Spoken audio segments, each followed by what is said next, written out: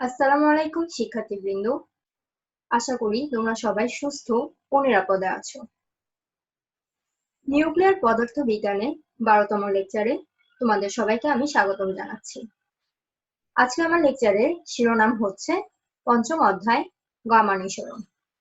আমি আমার গত লেকচারটিও গামা নিঃসরণের উপর নিয়েছিলাম, সুতরাং আজকে আমার গামা নিঃসরণের উপর দ্বিতীয় লেকচার।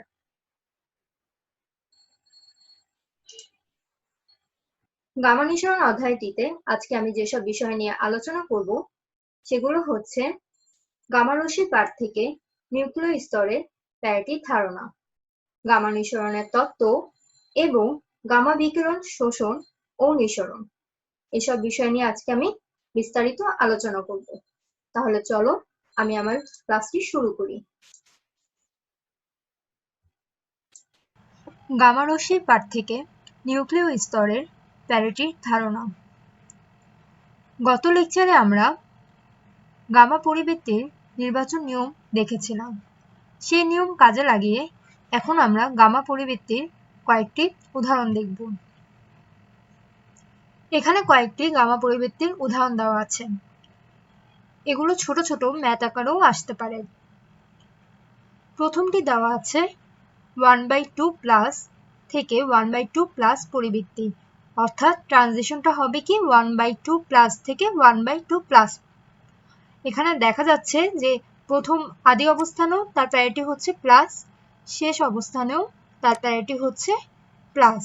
তার মানে আমি দেখেই বলতে পারি যে এখানে সমতার পরিবর্তন হচ্ছে না, কিন্তু আমাদেরকে এই ব্যাপারটা ম্যাথমেটিক্যালি দেখাতে হবে।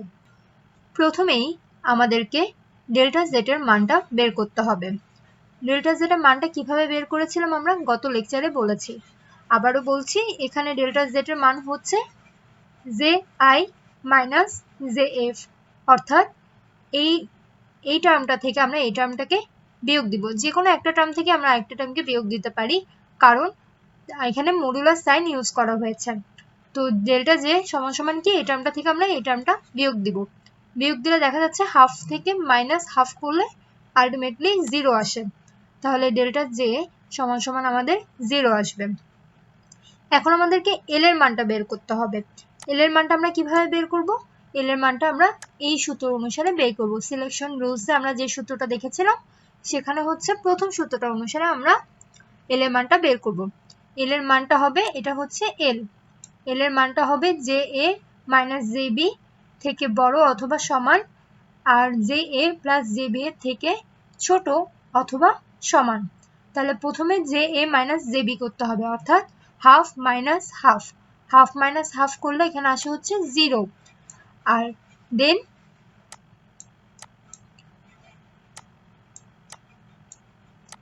J A plus J B, তাহলে এখানে হাফ প্লাস হাফ করলে আসে হচ্ছে 1।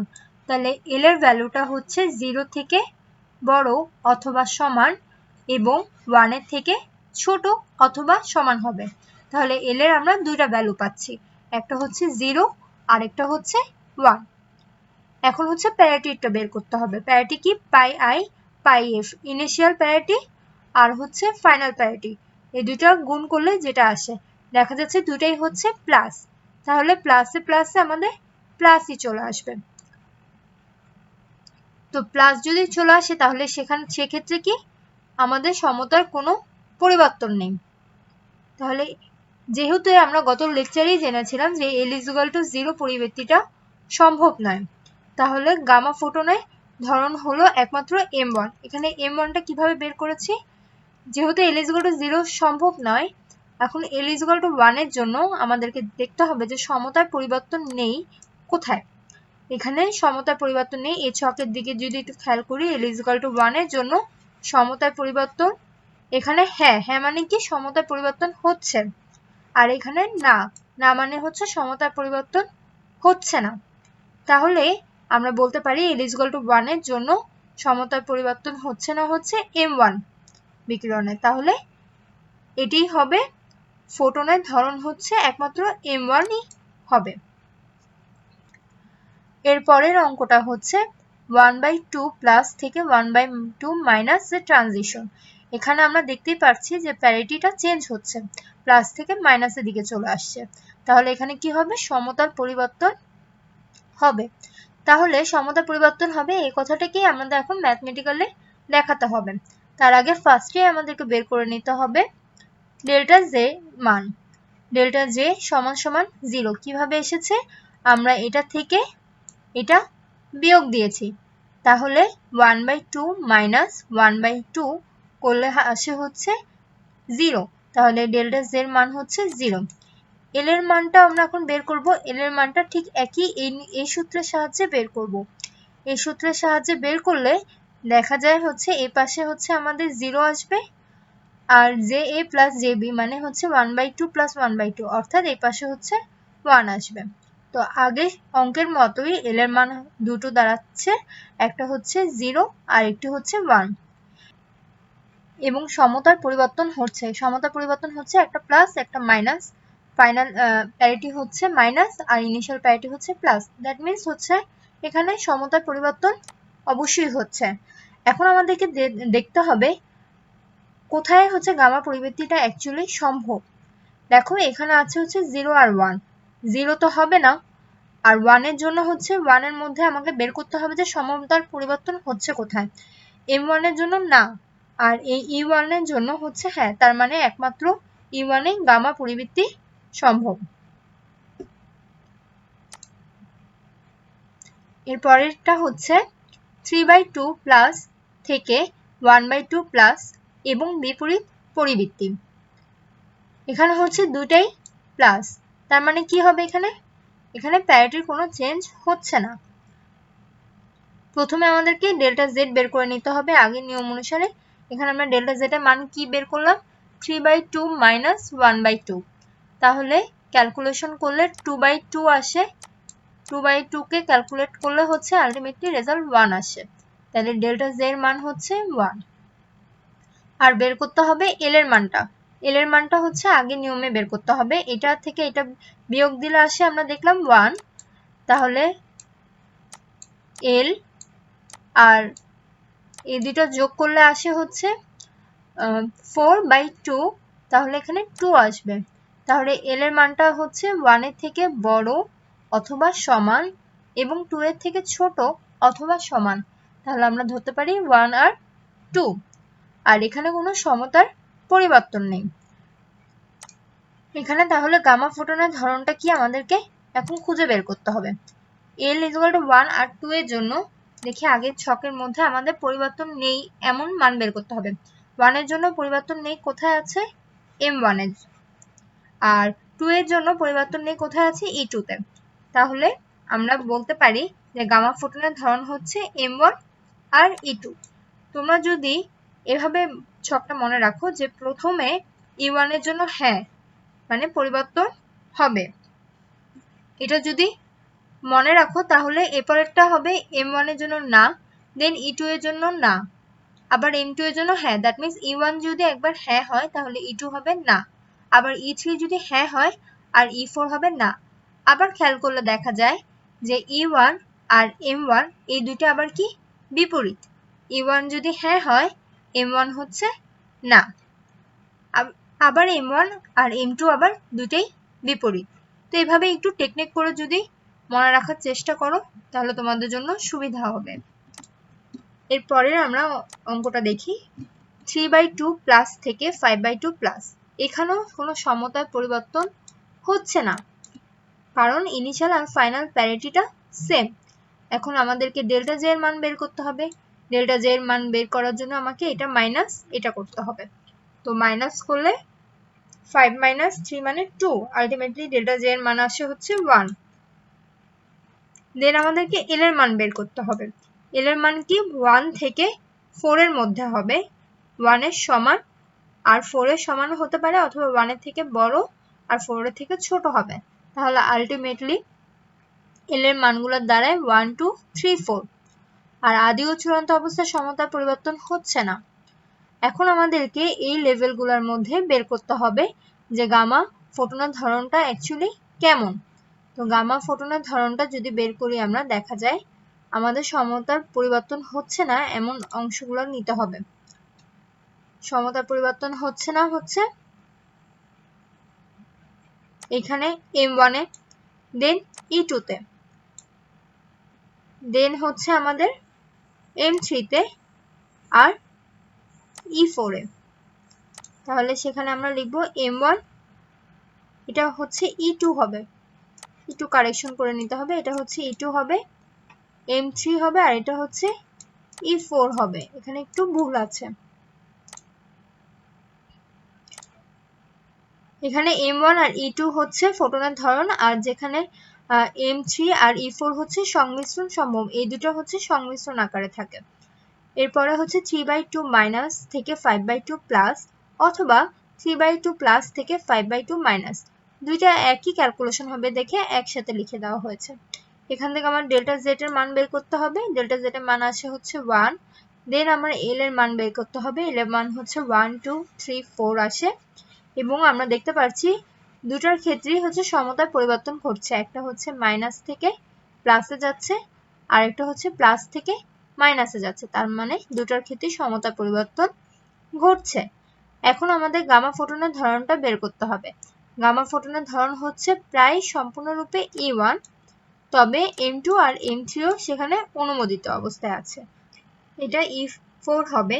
তাহলে ছক থেকে দেখা যায় যে ফোটনের ধরন হচ্ছে প্রায় সম্পূর্ণরূপে E1, আর এখানে হচ্ছে M2 আর E4 হচ্ছে অনুমোদিত অবস্থায় থাকবে, এটা ছক থেকে ইজিলি বের করে নিয়ে আসা যায়। এরপরে টপিকসে চলে যাই আমরা। পরের টপিকস হচ্ছে গামা নিঃসরণের তত্ত্ব, থিওরি অফ গামা ইমিশন। একটি নিউক্লিয়াস থেকে যখন গামা ফোটন নিঃসৃত হয় কিংবা একটি নিউক্লিয়াস যখন ফোটন বিশেষণ করে তখন তার কোয়ান্টাম বলবিদ্যার অবস্থার পরিবর্তন ঘটে। অর্থাৎ এক্ষেত্রে যা পর্যালোচনা করা হয় তা হচ্ছে দুটি অবস্থার মধ্যে পরিবৃত্তি। তাই এক্ষেত্রে সময় নির্ভরশীল শ্রোডিঞ্জার সমীকরণ ব্যবহার করতে হবে। এই সমীকরণটির সঠিক সমাধান সম্ভব নয় বলে সময় নির্ভরশীল বিচলন তত্ত্ব প্রয়োগ করতে হবে।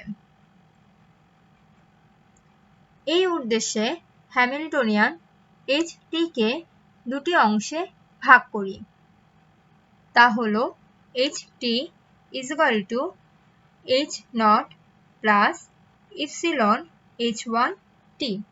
এটাকে আমরা 1 নম্বর সমীকরণ দিয়ে রাখি।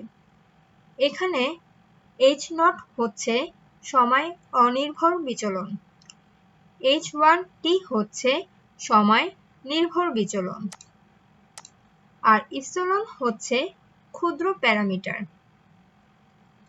আমরা জানি সময় নির্ভর শ্রোডিঞ্জার সমীকরণ হলো IH car del psi by del t = HT psi। এটা হচ্ছে টাইম ডিপেন্ডেন্ট শ্রোডিঞ্জার ইকুয়েশন, এটাকে আমরা 2 নম্বর সমীকরণ দিয়ে রেখেছি। H0, এই H0 এর জন্য আমাদের আইগেন মান সমীকরণ হলো H0 UN = EN UN। এখানে UN হচ্ছে আইগেন ফাংশন আর EN হচ্ছে শক্তি আইগেন মান। এখন 2 নং সমীকরণের সমাধান আমরা লিখতে পারি psi = summation n an t, n হচ্ছে t এর একটি ফাংশন, আর psi n এটাকে আমরা 4 নম্বর সমীকরণ দিয়ে রেখেছি। এখানে psi n কি? এখানে psi n হচ্ছে un e⁻⁻I en h⁻t। সুতরাং psi n এর মানটা আমরা যদি এখন এই 4 নম্বর সমীকরণে বসিয়ে দিই তাহলে আমরা পাবো psi = summation n an t un, এই মানটা আমরা এখানে বসিয়ে দিয়েছি, un e⁻⁻I en t/h⁻। এখানে h⁻টা কি? এখানে h⁻টা হচ্ছে রিডিউসড প্ল্যাঙ্ক কনস্ট্যান্ট। আমরা কেন এগুলো বের করছি? আমাদের উদ্দেশ্য হচ্ছে এই 1 নম্বর সমীকরণটা ব্যবহার করা, অর্থাৎ প্রত্যেকটা টার্মের মানটা বের করে নিয়ে আসা। এখন আমরা 2 নম্বর সমীকরণে ফেরত যাব। 2 নম্বর সমীকরণে যে আমরা এখানে যে সাইয়ের মানটা বের করেছি সেটা আমরা এখানে বসিয়ে দিব। বসিয়ে দিলে কি হয়, এখানে IH কাট ছিল, এখানে IH কাট আছে, IH cut del by del t. Then এখানে যে সাইটা আছে সেটার মানটা আমরা কি বসাচ্ছি, এটা বসিয়ে দিচ্ছি। বসিয়ে দিলে হয় summation n a n t u n e to the power minus e i e n t by h cut চলে গেল। আর এখানে থাকে হচ্ছে h t। তাহলে আমরা এখানে কি করলাম, সমান সমান h t এর জায়গায় এই যে এই 1 নম্বর সমীকরণের মানটা বসিয়ে দিলাম। এই 1 নম্বর সমীকরণের মানটা এখানে বসিয়ে দিলে হয় h not plus epsilon h1 t। অর্থাৎ এই 1 নম্বর সমীকরণটা ব্যবহার করে 2 নম্বর সমীকরণে সবকিছু টার্মের মানটা বসানোই হচ্ছে আমার উদ্দেশ্য ছিল। তো সেই অনুসারে কাজ করলাম আমরা এখন। আর এখানে যে সাইয়ের মানটা আছে সে সাইয়ের মানটা আমরা এখানে বসিয়ে দিলাম। এখন আমাদেরকে জাস্ট ক্যালকুলেশন করতে হবে। আচ্ছা, এই মান 2 নং সমীকরণে যদি আমরা বসিয়ে দিই তাহলে আমরা কি পাবো, IH cut del by del T psi n। এখানে আমরা সবকিছু মানটা বসিয়ে দিয়েছি। এই কথাটা এখানে আমি আবার লিখেছি যাতে তোমাদের ক্যালকুলেশন বুঝতেটা সুবিধা হয়। তো এই কথাটা আগেরটাই। দেন হচ্ছে এখন আমরা কি করব, un is equal two n ব্যবহার করে পাই। এখানে হচ্ছে ব্র্যাকেট নোটেশন ব্যবহার করা হয়েছে। এখানেও ব্র্যাকেট নোটেশন ব্যবহার করলে আমরা এখন কি পাবো, un এর মানটা বসাবো ব্র্যাকেট নোটেশনের ভিতরে n। তাহলে বসিয়ে দিলে আমাদের IH কাট দেন জাস্ট un এর মানটা আমাদের এখানে ব্র্যাকেট নোটেশনের ভিতরে n আসছে। আগের মতোই সবকিছু ঠিক আছে। আর এখানে একটা হবে এক্সাইটেড এর জন্য, আর একটা হচ্ছে নরমাল n এর জন্য হবে, an এর জন্য। একটা হচ্ছে এক্সাইটেড এর জন্য আসছে, একটা হচ্ছে নরমাল an এর জন্য আসছে। তাহলে আসলে আমাদের কি হয়, একটা হচ্ছে an এক্সাইটেড মানে স্টার ইনটু t এর ফাংশন ব্র্যাকেট নোটেশনের ভেতর n e to the power minus i e n t by h cut. আরেকটা হচ্ছে plus i h cut summation n a n t minus i e n by h cut then bracket নোটেশনের ভেতরে e minus i e n by e n t by h cut. আর এ পাশে যেটা ছিল সেটা হচ্ছে e n plus epsilon h1 t, তার সাথে গুণ হবে হচ্ছে এই টার্মটা গুণ হয়ে যাবে। এখন আমাদেরকে ক্যালকুলেশন করতে হবে, সেটা হচ্ছে এখানে যে টার্মটা ছিল এখানে ঠিক সেম টার্মটা এই লাইনেও আছে। আর আমাদের জাস্ট এই টার্মটা চেঞ্জ হয়েছে। কিভাবে চেঞ্জ হয়েছে দেখো, এখানে আছে h কাট, এখানেও আছে h কাট। তাহলে আমরা বলতে পারি h কাট আর h কাট হচ্ছে কাটাকাটি চলে যাবে। দেন এখানে একটা i আছে, এখানে একটা i আছে, তাহলে i আর i হচ্ছে কি i স্কয়ার হয়ে গেল। আমরা জানি কি i স্কয়ার সমান সমান -1, এটা আমরা জানি। তাহলে ai আর ai i স্কয়ার যে হলো তাহলে সেটা হবে, সেটা পরিবর্তে আমরা -1 লিখতে পারি। আর এখানে অলরেডি একটা মাইনাস আছে, তাহলে মাইনাসে মাইনাসে হয়ে গেল কি প্লাস, এই কারণে এখানে প্লাস সাইন লেখা হয়েছে। এই পুরো অংশটা থেকে শুধুমাত্র এখন বাকি থাকবে কি en। তাহলে এখানে লিখবো summation n a n t en, দেন এই টার্মটা এখানে আমরা লিখে দিব সমান সমান এখানে এইটার সাথে একবার আমরা এটাকে গুণ করব, আবার এটার সাথে এই অংশটাকে গুণ করব।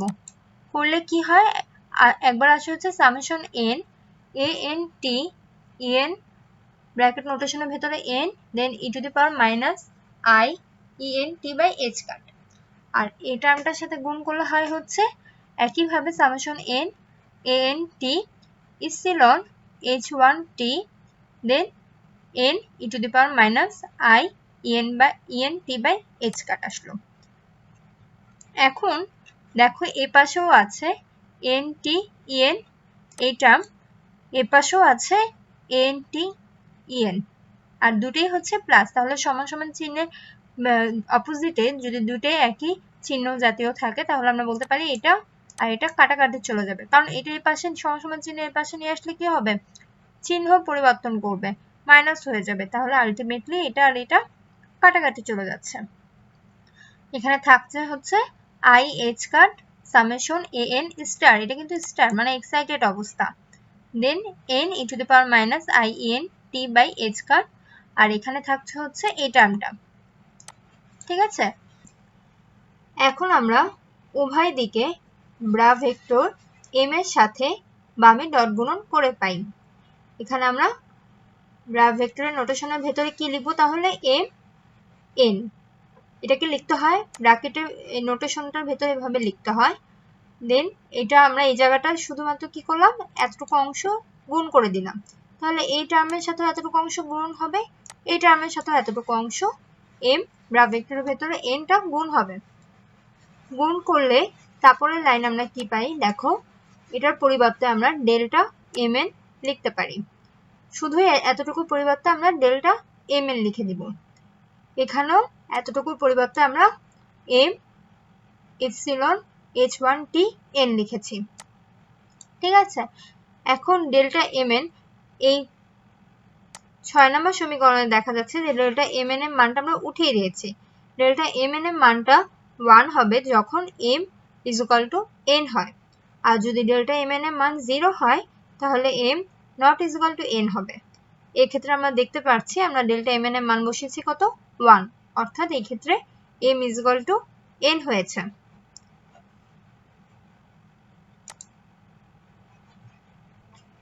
এখন এন টি কে আমরা ইপসিলনের ঘাত সিরিজ হিসেবে বিস্তৃত করব, করলে আমরা পাই হচ্ছে an 0t epsilon an 1t plus epsilon square an 2t, এরকম করে বাকিটুকু চলবে। আর am স্টার টি কে যদি আমরা বিস্তৃত করি তাহলে আমরা পাবো হচ্ছে am star 0t plus epsilon am star 1 plus epsilon square am star 2, এরকম করে বাকিগুলো আমরা পাবো। এখন এই দুটো মানই আমাদেরকে আগে যে 6 নম্বর সমীকরণটা দেখেছি সেখানে বসিয়ে দিতে হবে। তো মানগুলো আমরা এখন বসিয়ে দিব, মানগুলো বসিয়ে দিলে আই এইচ কাট, দেন আমরা এম স্টারের যে মানটা সেটা আমরা বসিয়ে দিয়েছি, সাথে ছিল হচ্ছে E to the power minus I M T by H cut, then সমানে ওই পাশে ছিল কি summation N epsilon, then N এর যে মানটা আমরা সেটা এখানে বসিয়ে দিয়েছি, আর বাকি যে টার্মটা ছিল সেটা আগের মতোই আছে। এখন ইপসিলনের সমান ঘাত তুলনা করে যদি আমরা পাই তাহলে ইপসিলন নট এর ঘাত হবে কি I H cut M star 0 T E to the power minus I M T by H cut = 0 আসছে। আলটিমেটলি এটা সমান, কারণ এই পাশে সবকিছু যদি আমরা এখানে নিয়ে যাই তাহলে 0 হয়ে যাবে, তাহলে আলটিমেটলি রেজাল্ট আসবে এম স্টার টি = 0। এটাকে আমরা 7 নম্বর সমীকরণ দিয়ে রেখেছি। এখন একইভাবে ইপসিলন r প্লাস 1 এর ঘাতটা কি হবে সেটা আমাদেরকে বের করতে হবে। তাহলে এখানে যখন আমরা 0 বসিয়েছিলাম এখানে আমরা বসাবো এখন r প্লাস 1, তাহলে r প্লাস 1 বসাই আমরা i h cut am star r plus 1 t E to the power minus i em t by h cut আগের মতোই আছে, আর সমান এর পাশে এখানে যে টার্মটা ছিল সেটা এখানে আবার যুক্ত হবে summation n an r t m h1 t n then E to the power minus i n t by h কাট।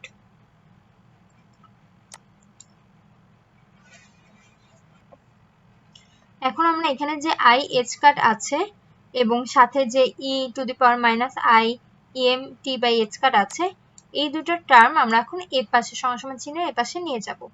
নিয়ে গেলে কি হয় চলো দেখি, এখানে h কাট গুণ আকারে ছিল তাহলে এই পাশে নিয়ে গেলে হচ্ছে ভাগ আকারে হয়ে যাবে। আচ্ছা i ছিল হচ্ছে এখানে গুণ আকারে, এই পাশে নিয়ে গেলেও ভাগ আকারে হয়ে যাবে, দ্যাট মিন্স এরকম আসার কথা i h কাট।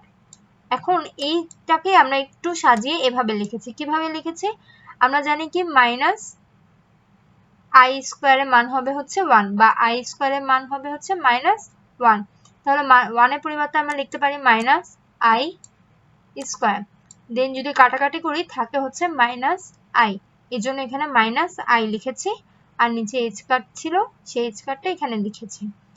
দেন আগে যেগুলো ছিল সেই টার্মগুলো এখানে থাকবে, থাকার পর এখানে হচ্ছে minus I E N T by H cut, আর এখানে এটা ছিল কি মাইনাস গুণ আকারে ছিল, এটা যদি আমরা এখন ভাগ আকারে নিয়ে যাই তাহলে হবে কি মাইনাসে মাইনাসে প্লাস হয়ে যাবে।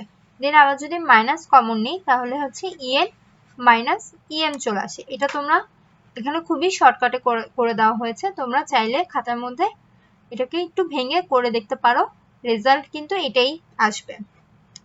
আর টি বাই এইচ কাট ছিল, টি বাই এইচ কাট আগের মতো লিখেছি। তাহলে এটাকে আমরা 8 নম্বর সমীকরণ দিয়ে দিলাম।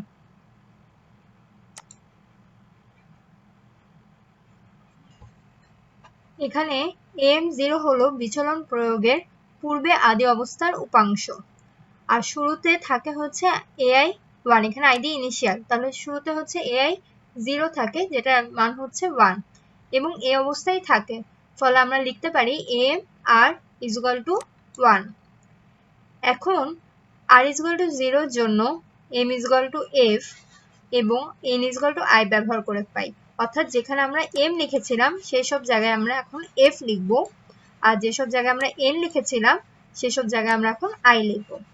তাহলে 8 নম্বর সমীকরণকে যদি আমরা সমাকলন করি অর্থাৎ ইন্টিগ্রেশন করি, কোথা থেকে লিমিটটা দেওয়া আছে t is equal to minus infinity থেকে যদি আমরা t is equal to t পর্যন্ত, তা এই লিমিটেশনের ভেতরে যদি ইন্টিগ্রেশন করি তাহলে 8 নম্বর সমীকরণ অনুসারে আমরা লিখতে পারি af1 t is equal to minus I by h cut integral minus infinity to t e to the power minus I e n minus em t by h cut.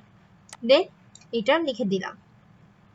এখানে ম্যাট্রিক্স উপাদান m h1 t n is equal to 0, কি 0 কিসের জন্য হবে, 0 হবে হচ্ছে এই শর্তের জন্য যখন হচ্ছে t প্রাইমের মানটা মাইনাস ইনফিনিটি থেকে বড় এবং 0 থেকে ছোট হবে।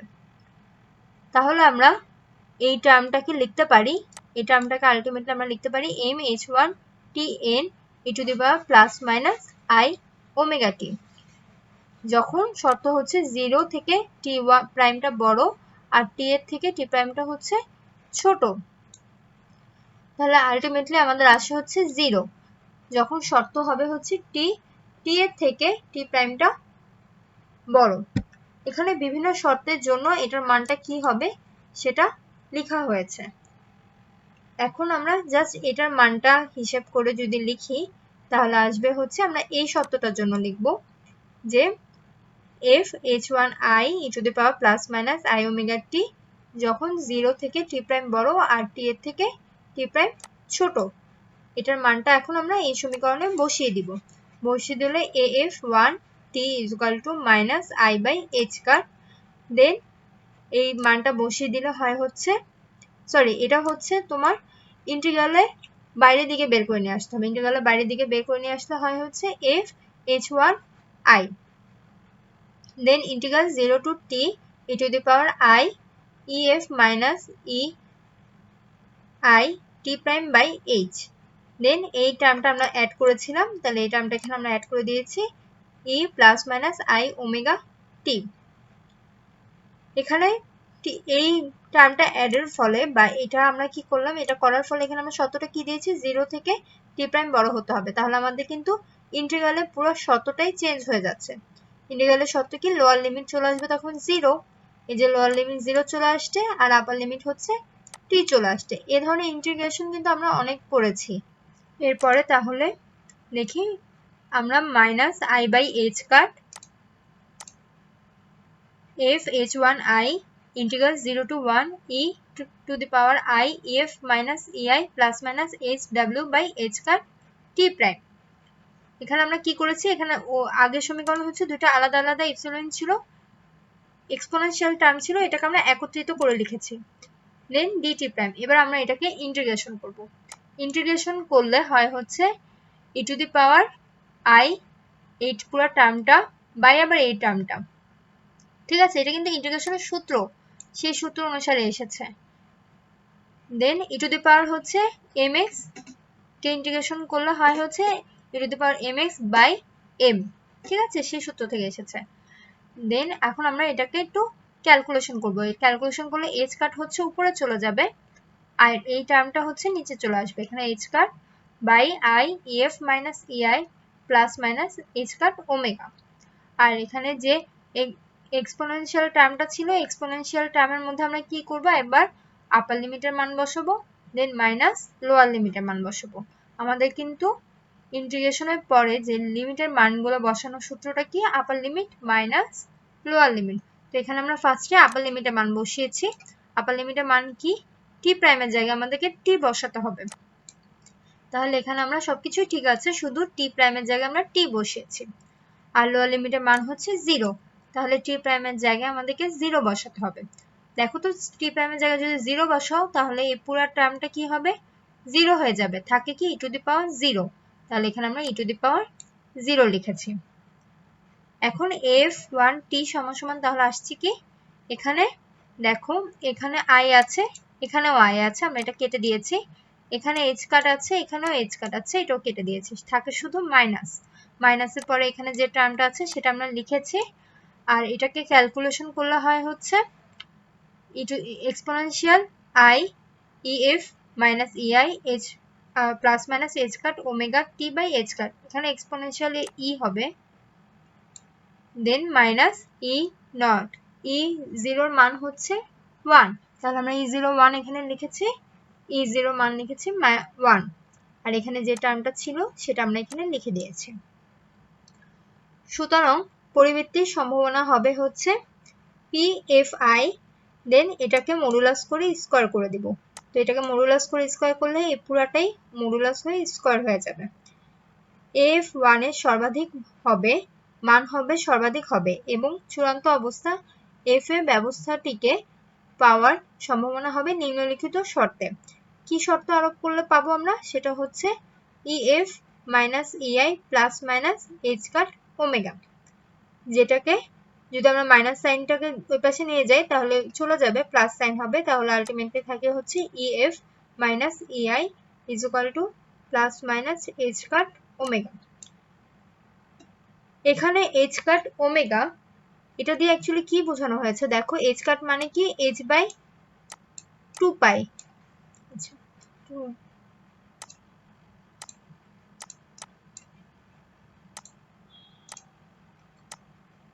h বাই 2 পাই হচ্ছে h কাট, আর ওমেগা মানে হচ্ছে 2 পাই f।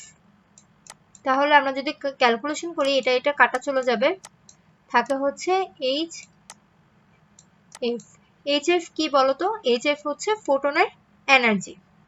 ঠিক আছে, তাহলে আমরা বলতেই পারি যে গামা বিকিরণের দুই স্তরের শক্তির পার্থক্য প্রায় সবটুকু গামা রশ্মির শক্তি আকারে নির্গত হবে।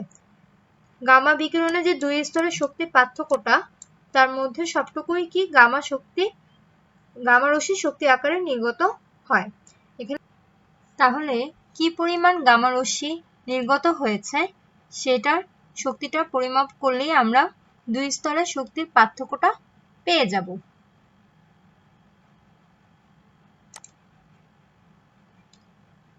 এরপরে হচ্ছে গামা বিকিরণ, শোষণ ও নিঃসরণ।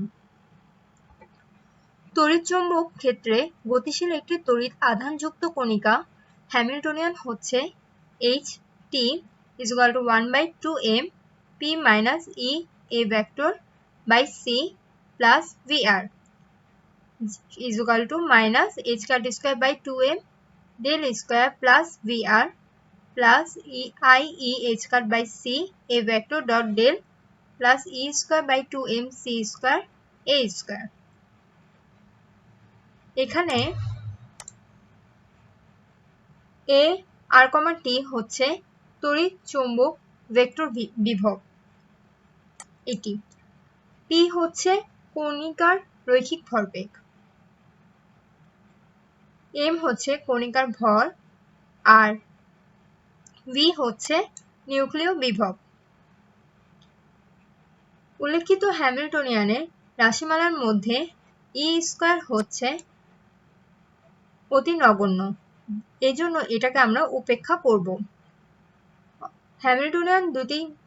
হ্যামিল্টনিয়ানকে দুটি অংশে বিভক্ত করলে আমরা লিখতে পারি ht is equal to h naught plus epsilon h1t। এটা আমরা একটু আগেই দেখলাম। হ্যামিল্টনিয়ানটির বিভিন্ন রাশি হলো h naught এর একটা ভ্যালু এখানে দেওয়া আছে, ইপসিলনেরও একটা ভ্যালু দেওয়া আছে, আর h1 এরও ভ্যালু দেওয়া আছে। এখন নিউক্লিয়াসের সাথে তড়িৎচৌম্বক ক্ষেত্রে মিথস্ক্রিয়া বিবেচনা করলে নিউক্লিয়াসের সবগুলো প্রোটনকে অন্তর্ভুক্ত করতে হবে। তাহলে h1t কে আমরা লিখতে পারি I h cut cube h cut 3/2, h cut এর পাওয়ার হচ্ছে 3/2 by mc square a vector summation n is equal to 1 থেকে z del n। নিউক্লিয়াসের ভরকেন্দ্র হলো স্পষ্টতই স্থানাঙ্ক ব্যবস্থার মূল বিন্দু। এখানে যে ভরকেন্দ্র হবে একটা নিউক্লিয়াসে, মানে যেখানে তার সমস্ত ভর কেন্দ্রীভূত থাকে, সেটাই হবে অ্যাকচুয়ালি স্থানাঙ্ক ব্যবস্থার মূল বিন্দুটি। এখন আমরা জানি ভেক্টর বিভব এ নিম্নলিখিত সমসত্ব তরঙ্গ সমীকরণটি মেনে চলে। Del square A R comma T minus 1/c square del A R comma T by del T square is equal to 0, যার সমীকরণ, এই সমীকরণের সমাধানটি হচ্ছে a is equal to a naught exponential I k dot r minus k naught ct plus a naught star, এটা star sign, exponential minus I k naught r minus k naught ct। এটা হচ্ছে এই সমীকরণটারই একটা সমাধান, যেটাকে আমরা 1 নম্বর সমীকরণ দিয়ে রেখেছি। এই সমীকরণটা অনেক বড় এবং তোমাদেরকে একটু কষ্ট করে হলেও মনে রাখতে হবে। এখানে k naught হচ্ছে তরঙ্গ ভেক্টর এবং এর মান হলো তরঙ্গ সংখ্যা k naught is equal to আমরা ওমেগা বাই c লিখতে পারি, যেখানে ওমেগা হচ্ছে গামা বিকিরণের কৌণিক কম্পাঙ্ক। এখন গামা বিকিরণের বিচরণ তত্ত্ব অনুসারে বিচরণ উপাংশ a r+1 m t এর ম্যাট্রিক্স উপাদান হচ্ছে এটা, যখন শর্ত দেওয়া আছে হচ্ছে ইনফিনিটি থেকে t প্রাইমের মানটা হচ্ছে বড় হবে এবং 0 থেকে ছোট হবে।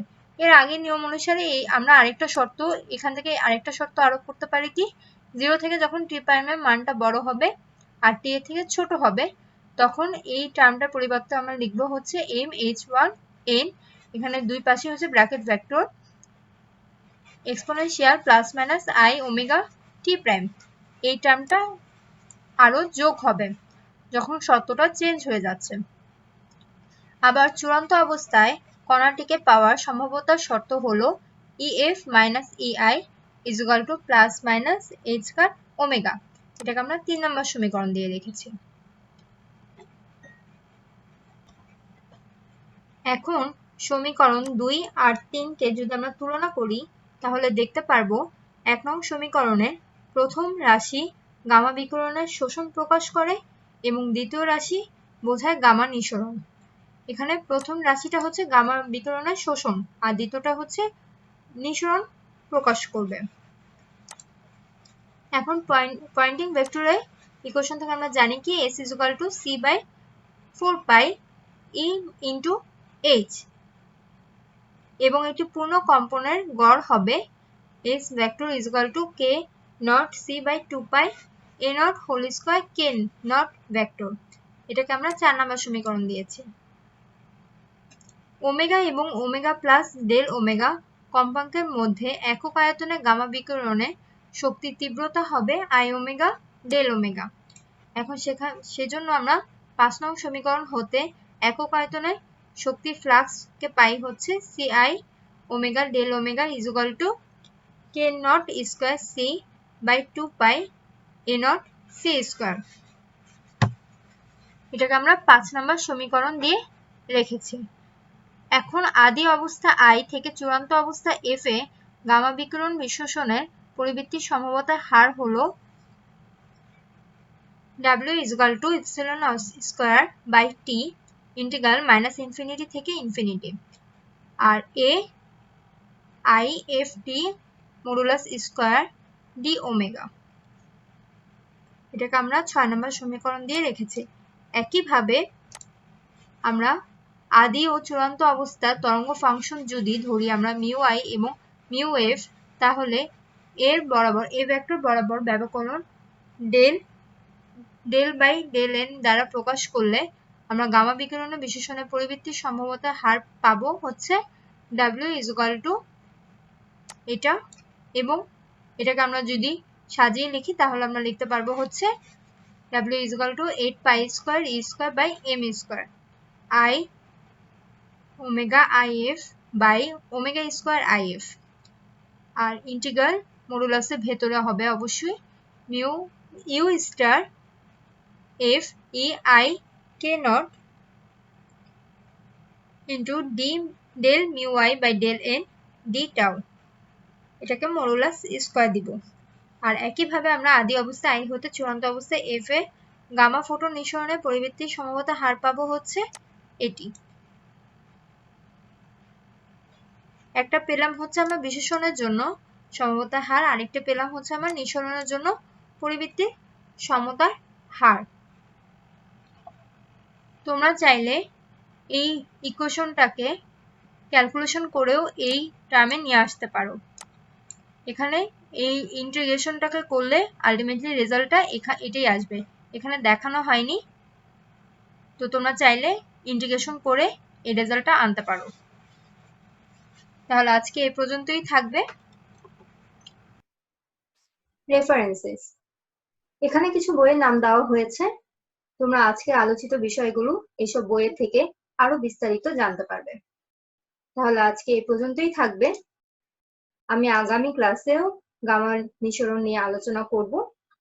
আগামী ক্লাসে আমি গামা বিকিরণে রাশিমালা এবং গামা বিকিরণে কিভাবে শক্তি পরিমাপ করতে হয় সেসব বিষয় নিয়ে বিস্তারিত আলোচনা করব। তো ততদিন পর্যন্ত সবাই ভালো থাকবে, সুস্থ থাকবে। সবাইকে ধন্যবাদ।